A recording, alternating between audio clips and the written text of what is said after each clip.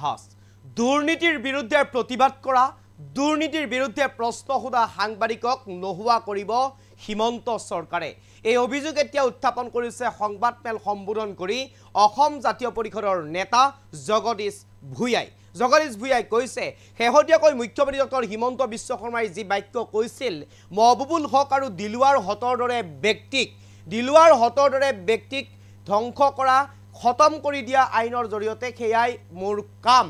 এনেদৰে মন্তব্য কৰিছিল ৰাজ্যৰ মুখ্যমন্ত্ৰী ডক্টৰ হিমন্ত বিশ্ব শৰ্মাই তাৰ পিছতেই উভতি ধৰিছে এতিয়া অসম জাতীয় পৰিষদৰ নেতা জগদীশ ভূঞাই উভতি ধৰি কৈছে দিলৱাৰ হদ বুলি কাক বুজোৱা হৈছে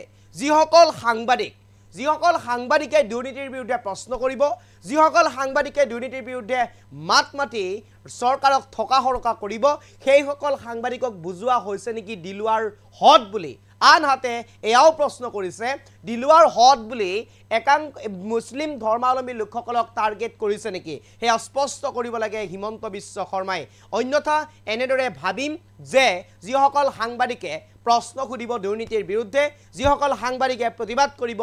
দুৰ্নীতিৰ বিৰুদ্ধে সেইসকল সাংবাদিকক হিমন্ত চৰকাৰে ধ্বংস কৰি দিব এই মুহূৰ্তত সবিশেষ লৈ কেনে চেষ্টা কৰিছো দুৰ্নীতিৰ বিৰুদ্ধে প্ৰতিবাদ কৰা সাংবাদিকক শেষ কৰিব হিমন্ত বিশ্ব শৰ্মাই দিলৱাৰ হদ বুলি মুখ্যমন্ত্ৰীয়ে কাক বুজাইছে তাক লৈ এতিয়া প্ৰশ্ন কৰিছে হিমন্ত বিশ্ব শৰ্মাক উদ্দেশ্যে প্ৰশ্ন কৰিছে দুৰ্নীতি নে এটা নিৰ্দিষ্ট ধৰ্মৰ দিলৱাৰ হদ বুলি বুজাইছে তাক লৈ প্ৰশ্ন এতিয়া এজেপিৰ সাংবাদিক দিলৱাৰ হুছেইন সন্দৰ্ভত মুখ্যমন্ত্ৰীৰ মন্তব্যৰ পিছতে উভতি ধৰিছে এজেপিয়ে এই সন্দৰ্ভত প্ৰশ্নৰ উত্তৰ বিচাৰিলে সভাপতি দিলীপ শইকীয়াৰ পৰা এজেপিয়ে অসম জাতীয় পৰিষদৰ ফালৰ পৰা এই প্ৰশ্ন এতিয়া উত্থাপন কৰিছে অসম জাতীয় পৰিষদৰ নেতা জগদীশ ভূঞাই এতিয়াও এপেক্স বেংকত বহু দুৰ্নীতি চলি আছে বুলি মন্তব্য কৰিলে নেতাগৰাকীয়ে সাংবাদিক দিলৱাৰ হুছেইন হদ বুলি যি উল্লেখ কৰিছে সেই দিলৱাৰ হদ বুলি উল্লেখ কৰা সেই বহু বচনটো ইছলাম ধৰ্মাৱলম্বী লোকসকলক বুজোৱা হৈছে নে যিসকল সাংবাদিকে প্ৰশ্ন কৰি থকা হৰকা কৰিব চৰকাৰৰ বিৰুদ্ধে মাত মাতিব দুৰ্নীতিৰ বিৰুদ্ধে মাত মাতিব প্ৰতিবাদ সাব্যস্ত কৰিব কলমৰ জৰিয়তে কিতাপৰ সাংবাদিকতাৰ জৰিয়তে সেই সাংবাদিকসকলক ধ্বংস কৰিব সেই স্পষ্ট কৰিব লাগিব চৰকাৰে বুলি এতিয়া উত্তৰ বিচাৰিছে সভাপতি দিলীপ শইকীয়াৰ পৰা শেহতীয়াকৈ হিমন্ত বিশ্ব শৰ্মাই যেনেকৈ কৈছিল দিলৱাৰ হতৰ দৰে ব্যক্তিক আইনৰ জৰিয়তে আইনত খুমাই মই খতম কৰি দিয়াই মোৰ কাম বুলি যেনেকৈ উল্লেখ কৰিছিল তাক লৈ এতিয়া উভতি ধৰিছে জাতীয় পৰিষদে অসম জাতীয় পৰিষদে মন্তব্য আছে আমি শুনাব বিচাৰিছো ৰাজহুৱাভাৱে উল্লেখ কৰিছে যে দিলৱাৰৰ দৰে মানুহবোৰক খতম কৰাৰ বাবে বিজেপি জন্ম হৈছে আমি নতুন কথা এটা জানিলো যে দুৰ্নীতিৰ বিৰুদ্ধে প্ৰতিবাদ কৰা সাংবাদিকক খতম কৰাৰ বাবে বিজেপি দলৰ জন্ম হৈছে দিলৱাৰ হতক খতম কৰিবলৈ কৰাটো তেওঁৰ উদ্দেশ্য দিলৱাৰ হত মানে কাক বুজাইছে হয় দুৰ্নীতিৰ বিৰুদ্ধে মাত মতা সাংবাদিক দিলৱাৰৰ বিষয়ে কৈছে আৰু নহয়তো মুছলমান দিলৱাৰৰ বিষয়ে কৈছে কোঅপাৰেটিভ এপেক্স বেংকত বহু অনিয়ম চলি আছে আৰু সেই অনিয়মবিলাকৰ বিৰুদ্ধে মাত মাতিব যোৱা সাংবাদিকৰ বিৰুদ্ধে মুখ্যমন্ত্ৰী ডাঙৰীয়াৰ যিটো ভিণ্ডিক্টিভ এটিটিউড যিটো তেওঁৰ আক্ৰোশমূলক মনোভাৱ প্ৰকাশ পাইছে সেইটো গৰিহণাযোগ্য যোৱাকালি মুখ্যমন্ত্ৰী ডাঙৰীয়াই ৰাজহুৱাভাৱে উল্লেখ কৰিছে যে দিলৱাৰৰ দৰে মানুহবোৰক খতম কৰাৰ বাবে বিজেপি জন্ম হৈছে আমি নতুন কথা এটা জানিলো যে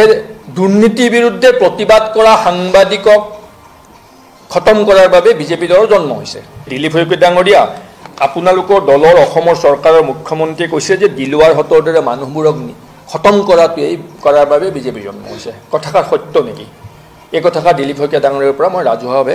অনুৰোধ জনাইছোঁ তেখেতে বিষয়টো এবাৰ স্পষ্ট কৰি দিয়ক নহ'লে ৰাইজৰ মনত ভুল ধাৰণা সৃষ্টি হ'ব দিলৱাৰ হতক খতম কৰিবলৈ কৰাটো তেওঁৰ উদ্দেশ্য দিলৱাৰ হত মানে কাক বুজাইছে হয় দুৰ্নীতিৰ বিৰুদ্ধে মাত মতা সাংবাদিক দিলৱাৰৰ বিষয়ে কৈছে আৰু নহয়তো মুছলমান দিলৱাৰৰ বিষয়ে কৈছে কোনোবা এটা হয় যদি দুৰ্নীতিৰ বিৰুদ্ধে মাত মতা দিলৱাৰ হতৰ দৰে সাংবাদিকসকলৰ কথা কৈছে তেতিয়াহ'লে এইটোত আমি আচৰিত হোৱা নাই কাৰণ অতি দুৰ্নীতিগ্ৰস্ত চৰকাৰ এখনৰ বাবে এইটো অতি স্বাভাৱিক কিন্তু যদি দিলুৱাৰহঁতৰ দৰে মুছলমানৰ বিৰুদ্ধে কথা কৈছে তেতিয়াহ'লে আমি ক'ব বিচাৰোঁ যে মুখ্যমন্ত্ৰী ডাঙৰীয়া আপোনালোকৰ চৰকাৰখন কিমান দুমুখীয়া আপোনাৰ দলটো কিমান দুমুখীয়া আপুনি দিলুৱাৰহঁতক খতম কৰাৰ কাৰণে দল গঠন কৰিছে বিজেপি দল গঠন হৈছে ইফালে সেই দিলুৱাৰহঁতৰ পদূলি নিৰ্বাচন সময়ত আপোনাক ভোট ভিক্ষা কৰি ঘূৰি ফুৰে দিলুৱাৰহঁতক খতম কৰিম বুলি আপোনালোকে সংকল্পৰ কথা দোহাৰিছে কিন্তু আপোনালোকৰ দলৰ প্ৰধানমন্ত্ৰী নৰেন্দ্ৰ মোদীয়ে সেই দিলুৱাৰহঁতক ঈদৰ সময়ত হিতাধিকাৰী আঁচনি ঘোষণা কৰি তেওঁলোকক উপকৃত কৰাৰ বাবে আঁচনি ঘোষণা কৰিছে ভোটৰ আশাত আপোনালোকৰ মুখ আৰু মুখাটো ধৰাব টান হৈ পৰিছে সাংবাদিকে যেতিয়া এপেক্স বেংকৰ প্ৰশ্ন কৰে মুখ্যমন্ত্ৰী ডাঙৰীয়া আমি বৰ অস্থিৰ হৈ পৰা দেখা পাওঁ এপেক্স বেংকত দুৰ্নীতি এটা হৈছে অনিয়ম হৈছিল সেই প্ৰশ্নটোৱে কৰি আছে মুখ্যমন্ত্ৰীৰ দায়িত্বৰ দুৰ্নীতিটো হৈছিল বা হোৱা নাই বা আমি তদন্ত কৰিম উত্তৰটো তেনে হোৱা উচিত ৰাজহুৱা অভিযোগৰ আধাৰত কোনোবাই যদি প্ৰশ্ন কৰে তাত দুৰ্নীতি হৈছে সেইটোৰ ওপৰত মুখ্যমন্ত্ৰী অস্থিৰ হৈ পৰাৰ কাৰণটো কি তেওঁ বৰ অস্থিৰ আচৰণ দেখুৱাই আছে এতিয়া চাওক আপোনালোকে মুখ্যমন্ত্ৰীয়ে কৈছে যে এপেক্স বেংকত বহুত উন্নয়ন হৈছে সেইবোৰ কথা দিলুৱাৰহঁতে দেখা নাপায় ভাল কথা এপেক্স বেংকত উন্নয়ন হৈছে তাৰ বাবে আমি ধন্যবাদ জনাইছোঁ এপেক্স বেংক পৰিয়ালক একে সময়তে এপেক্স বেংকত লুণ্ঠনো চলিছে সেই কথাষাৰ ওলাই কৰিলেতো নহ'ব বিকাশ হৈছে লুণ্ঠনো হৈছে দুইটা কথা সমানে চৰ্চা হ'ব আপোনালোকৰ ভাল কৰাখিনি যদি আমি প্ৰশংসা কৰোঁ বেয়া কৰাখিনি সমালোচনা কৰিম সেই অধিকাৰ আমাৰ আছে জনসাধাৰণ আছে আপোনালোকে সকলোৱে জানে মই দোহাৰিছোঁ যে ৰাজেশ বাজাজ নামৰ এজন ব্যক্তিয়ে কেছ ক্ৰেডিট লোন লৈছিল 15 কোটি টকাৰ 2019-20 চনত তেওঁৰ ফাৰ্মখনৰ নাম আছিল মেচাৰ্ছ নৰ্থ ইষ্ট প্লেণ্টেশ্যন আৰু এই ফাৰ্মখনক board of director special meeting পাতি সেই 15 কোটি টকাৰ চেংচন দিছিল আৰু সেই সময়ত যিমান দূৰ সম্ভৱ মই তদন্ত কৰিবলৈ আপোনালোকক আহ্বান জনাইছোঁ যে সেই সময়ত অধ্যক্ষ কোন আছিল সাংবাদিকসকলে এইটো তদন্ত কৰি উলিয়াই লওক পৰৱৰ্তী সময়ত ছাবচিকুৱেণ্টলি সেই পৰিমাণটো 30 কোটিলৈকে ইনক্ৰিজ কৰা হৈছিল অৰ্থাৎ ৰাজেশ বাজাজে কেছ ক্ৰেডিটত 30 কোটি টকা বেংকৰ পৰা লৈছিল সিমানলৈ ঠিকে আছে তাৰ পাছত ৰিজাৰ্ভ বেংকে বেন বুলি ঘোষণা কৰা ডিমাণ্ড বিল পাৰ্চেছ ছিষ্টেমত ৰাজেশ বাজাজে দিছপুৰ ব্ৰাঞ্চৰ পৰা 20 কোটি 30 লাখ টকাৰ আদায় কৰিছিল আৰু সেই ৰাজেশ বাজাজে 20 কোটি 30 লাখ টকা ল'বৰ বাবে যিখন আবেদন দিছিল দিছপুৰ ব্ৰাঞ্চৰ মেনেজিং ডাইৰেক্টৰ মানে এপেক্স বেংকলৈ পঠাইছিল দিছপুৰ ব্ৰাঞ্চৰ জৰিয়তে এইখন চিঠি এই চিঠিখনত তেওঁ বিশেষ ব্যৱস্থা ল'বলৈ এমডিক অনুৰোধ জনাইছিল আৰু এই চিঠিখনৰ ওপৰত সৰু নোট এটা আছে নোটটোত লিখা আছে branch manager BM Dispur branch please do the needful তাৰমানে টকাটো তেওঁক দিবলৈ গৈছে যিটো ব্যৱস্থা ৰিজাৰ্ভ বেংকে বেন কৰি থৈছে 2015 চনত প্ৰবেবলি 1/6/2015 চনৰ পৰা ৰিজাৰ্ভ বেংকে এখন চাৰ্কুলাৰ দি এই ব্যৱস্থাটো বন্ধ কৰি থৈছে তাৰপিছত বেংক গেৰাণ্টি লৈ গৈছে 10 কোটি টকাৰ 30 কোটি টকাৰ কেছ ক্ৰেডিট 10 কোটি টকা বেংক গেৰাণ্টি আৰু 20 কোটি 30 লাখ টকাৰ বিল ডিমাণ্ড বিল পাৰ্চেছ ব্যৱস্থাৰে নিছে যিটো ব্যৱস্থা ৰিজাৰ্ভ বেংকে বেন কৰি থৈছে মুঠ 60 কোটি 30 লাখ টকা ৰাজেশ বাজাজে লৈ গৈছে এতিয়া এই 60 কোটি 30 লাখ টকা ৰাজেশ বাজাজ নামৰ ব্যৱসায়ীজনে আত্মসাৎ কৰাটো গুৰুত্বপূৰ্ণ বিষয় নে কোনোবা দিলুৱাৰহঁতে এই দুৰ্নীতিৰ প্ৰশ্ন কৰাটো গুৰুত্বপূৰ্ণ বিষয় আমি যে আজি প্ৰশ্ন কৰি আছোঁ ৰাজহুৱা অনুষ্ঠান এটা চৰকাৰী অনুষ্ঠান অনিয়ম হৈছে বুলি শুনিছোঁ এটা ৰেছপন্সিবল পলিটিকেল পাৰ্টি হিচাপে আমাৰ দায়িত্ব আছে চৰকাৰক প্ৰশ্ন কৰাৰ গতিকে সেই দায়িত্বৰ আধাৰত আমি চৰকাৰক প্ৰশ্ন কৰিছোঁ এতিয়া মোৰ প্ৰশ্ন কৰাটো অপৰাধ হৈছে নে ৰাজেশ বাজাজে 60 কোটি 30 লাখ টকা আত্মসাৎ কৰাটো অপৰাধ হৈছে এই বিষয়টো মুখ্যমন্ত্ৰীক স্পষ্ট কৰি দিবলৈ আমি আহ্বান জনাইছোঁ আমি কোৱা নাই যে এইটো দুৰ্নীতি হৈছে দুৰ্নীতিৰ অভিযোগ আহিছে এতিয়া চৰকাৰৰ দায়িত্ব এইটো দুৰ্নীতি হয় নে নহয় প্ৰমাণ কৰাৰ দায়িত্ব চৰকাৰৰ মাজতে দেখিলে এপেক্স বেংকৰ অধ্যক্ষজনে ক'লে যে তেওঁ 3 নে 4 গৰাকী সাংবাদিকৰ নাম ক'লে, সাংবাদিককেইজনক মই তদন্ত কৰিবলৈ মাতিছোঁ।